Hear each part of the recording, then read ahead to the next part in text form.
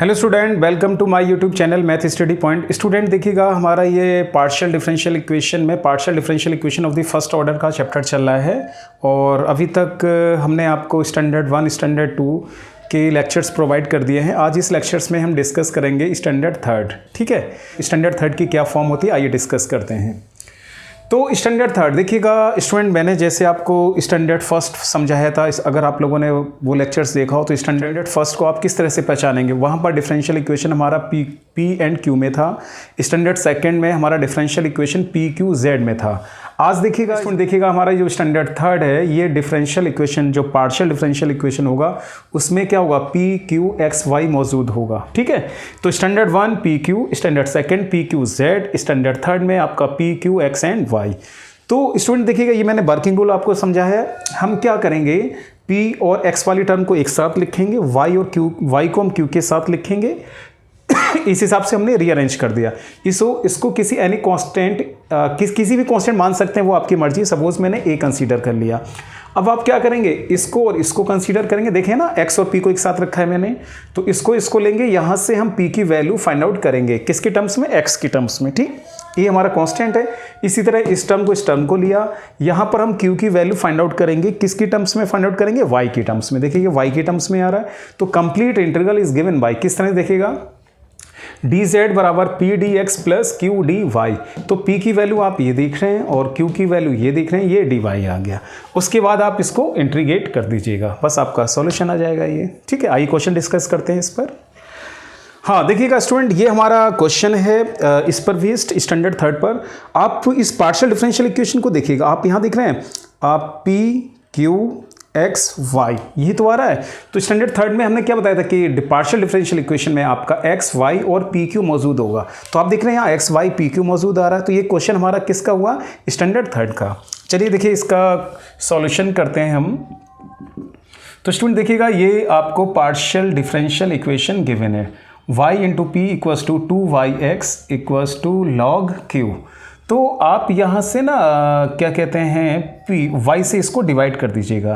तो देख रहे हैं क्या बचेगा, 2x 1/y और log q, ये हमने डिवाइड कर दिया।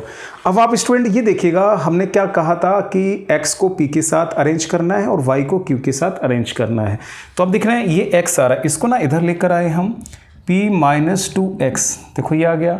y हमारा q के साथ अरेंज हो रहा है, तो 1/y इंटू लॉग क्यू, इस तरह से हमने लिख लिया। अब इसको किसी एनी कांस्टेंट ए के बराबर आप कंसीडर कर लीजिए। तो ये से हमने इसको कंसीडर कर लिया। ठीक, तो अब आप देखिएगा इसको और इस रेशियो को लीजिएगा, तो आप देख रहे हैं p minus 2x equals to a। तो स्टूडेंट देखिएगा, मैंने कहा था p की वैल्यू आप कैलकुलेट करेंगे। अगर स्टूडेंट आप p की वैल्यू कैलकुलेट करते हैं तो 2x प्लस a आ गया। ठीक, इसी तरह से स्टूडेंट देखिएगा, आप ये इसको कंसीडर करिएगा, तो 1/y इंटू लॉग क्या है आपका q इक्वल्स टू a। तो अब आप देखिएगा इसको लॉग q इक्वल्स टू आपका क्या आ गया, a y। आपको किसकी वैल्यू कैलकुलेट करना है, q का।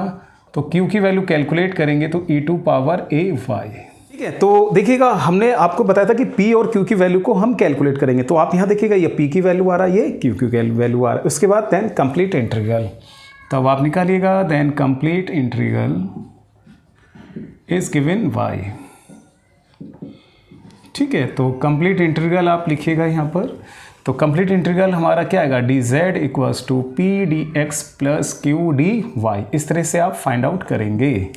ठीक है, p की वैल्यू देखिएगा कितना है आपके पास, 2x plus a dx। q की वैल्यू आप देखिएगा कितना है, e to power a dy, ये आ जाएगा।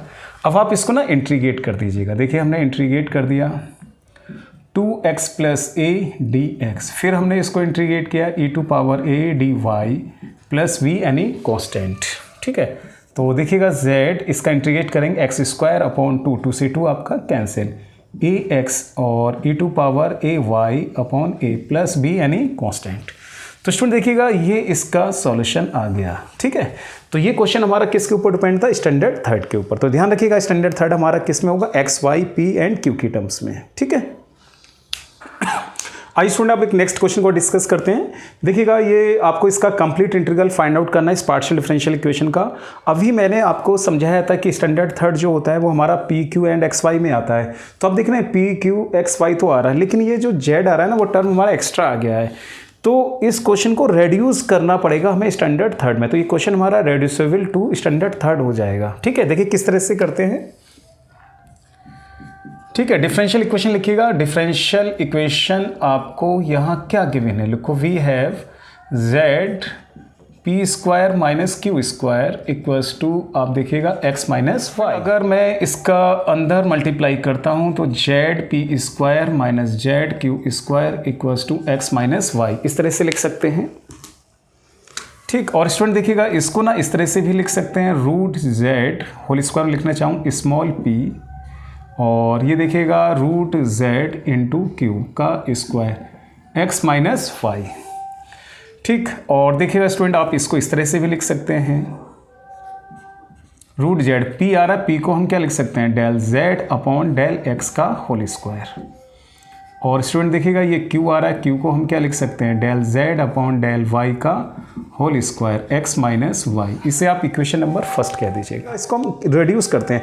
अब आप लोग देख रहे हैं ये रूट जेड आ रहा है, तो स्टूडेंट देखिए इस रूट जेड को ही देखते हुए हमने क्या करा, putting root Z into D Z equals to capital D Z मान लें, ये स्मॉल जेड है ये कैपिटल जेड है। अगर मैं इसको इंट्रीगेट करता हूँ, आप देखिएगा इसको इंट्रीगेट करिएगा, रूट जेड मीन्स क्या होगा, जेड की पावर हाफ डी जेड, ये कैपिटल डी जेड आ जाएगा।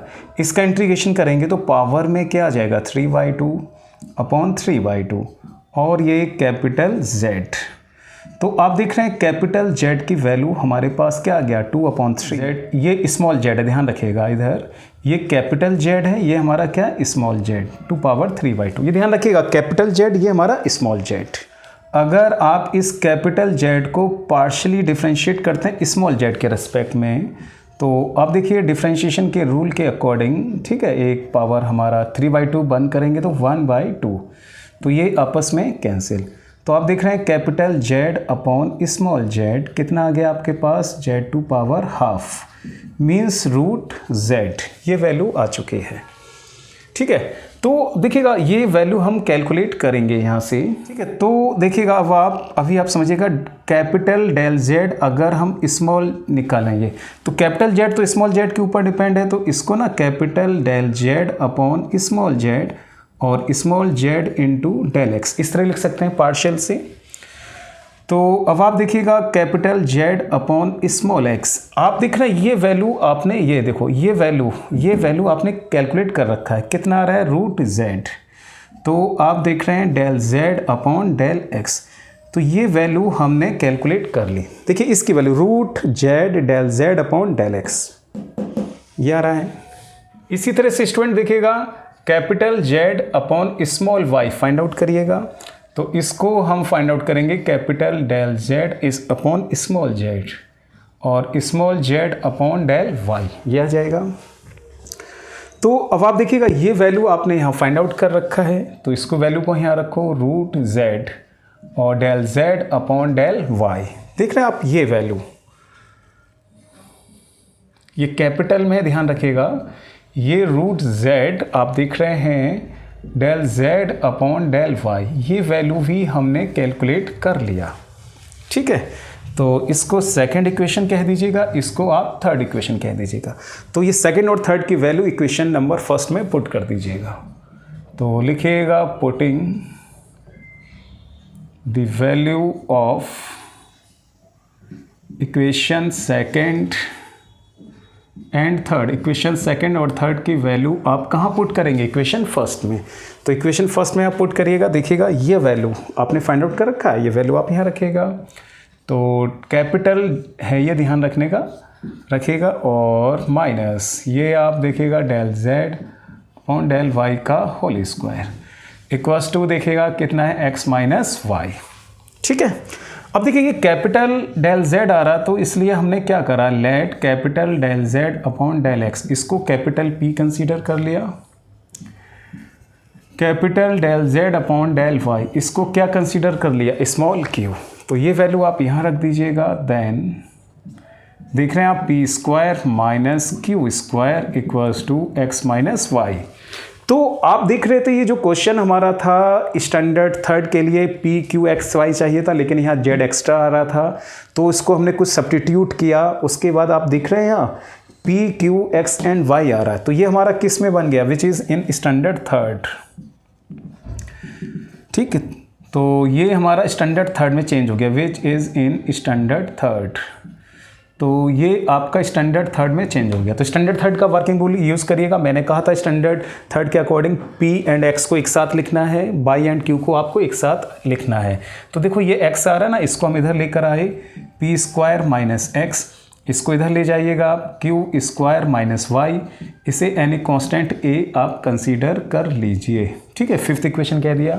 अब आप इस रेशो और इसको लिए कंसीडर करिएगा, पी स्क्वायर माइनस एक्स बराबर ए, तो पी स्क्वायर बराबर एक्स प्लस ए, तो पी की वैल्यू अगर आप फाइंड आउट करते हैं तो एक्स प्लस ए आ जाए। इसी तरह से देख रहे हैं Q square minus Y equals to A, तो Q square equals to Y plus A, और क्यू की वैल्यू फाइंड आउट करते हैं तो क्या आएगा, वाई प्लस ए।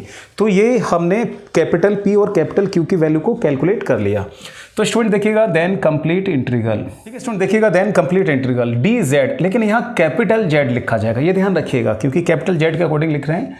यहाँ पर कैपिटल पी और कैपिटल क्यू ये आपका लिखा जाएगा, और कैपिटल डी जेड देख रहे हैं, कैपिटल पी की वैल्यू आपने ये फाइंड आउट कर रखा है एक्स प्लस ए, और स्क्वायर रूट में क्यू की वैल्यू देखिएगा y प्लस ए की पावर हाफ डी वाई। अब आप इसको इंटीग्रेट कर दो, इसको इंटीग्रेट कर दिया हमने। कैपिटल डी जेड का इंटीग्रेशन क्या आएगा, कैपिटल जेड। अब आप इसका इंटीग्रेट करेंगे x प्लस ए की पावर 3y2 और अपॉन में 3y2। इसी तरह स्टूडेंट देखिएगा y plus A to power 3y2 upon में 3y2 प्लस v यानी कांस्टेंट। अब आप यहाँ ये देखिएगा कैपिटल जेड, क्योंकि आंसर तो हमें स्मॉल जेड एक्स वाई की टर्म्स में फाइंड आउट करना है, तो हाँ यहाँ देखिएगा कहीं पर हमने कैपिटल जेड और स्मॉल जेड में रिलेशन निकाला। हाँ ये देखिएगा इसको, ये ठीक है। आप देख रहे हैं कैपिटल जेड, ये जो वैल्यू आ रही है कैपिटल जेड, यहाँ पर आप पुट कर दीजिएगा, कितना है आपका 2/3 z टू पावर 3y2। इसी तरह 2/3 x प्लस ए की पावर 3y2, 2/3 y प्लस ए की पावर 3y2 प्लस v। अब यहाँ से 2/3 आप कॉमन ले लीजिएगा, तो 2/3 अगर हम कॉमन लेते हैं तो x प्लस ए की पावर 3y2, 2/3 अगर आप कॉमन लेते हैं तो देखिएगा, ठीक ना, ये कॉमन आ रहा है इधर, ये आपका आ जाएगा 3/2b। ठीक, अब न्यू कांस्टेंट अगर आप कंसीडर करना चाहते हैं तो कंसीडर कर लीजिए, या इतना भी छोड़ सकते हैं आप, तो ठीक है। ये y प्लस वी की पावर 3/2, 3/2 v आ रहा है, इससे न्यू कांस्टेंट हमने c कह दिया। तो स्टूडेंट देखिएगा ये हाँ ये हमने कंसीडर कर लिया, वेयर c मेंशन कर देते हैं 3/2b। देखा स्टूडेंट, ये क्वेश्चन हमारा क्या है, रेड्यूसिबल टू स्टैंडर्ड थर्ड है। ठीक है, सो स्टूडेंट उम्मीद करता हूँ आज मैंने जो आपको स्टैंडर्ड थर्ड का कॉन्सेप्ट समझाया है और इस पर बेस्ड जो न्यूमेरिकल आपको कराए हैं वो आप लोगों को समझ में आए होंगे, और भी आप लोग अपनी टेक्स्ट बुक के क्वेश्चंस को ट्राई करिएगा। और स्टूडेंट आप लोगों को अगर मेरा ये लेक्चर पसंद आया है तो प्लीज़ मेरे इस लेक्चर्स को शेयर करिएगा, इस पर इसको लाइक करिएगा, इस पर कमेंट्स करिएगा। अगर आप लोगों ने मेरा चैनल सब्सक्राइब नहीं किया तो प्लीज़ मेरे चैनल को आप सब्सक्राइब कर लीजिएगा, और साथ में स्टूडेंट आप बेल आइकन को भी प्रेस कर लीजिएगा, जिससे मैं आपके लिए जो न्यू वीडियोज़ अपलोड करता रहूँगा तो उसका नोटिफिकेशन आपको टाइम टू टाइम मिलता रहेगा। Thank you.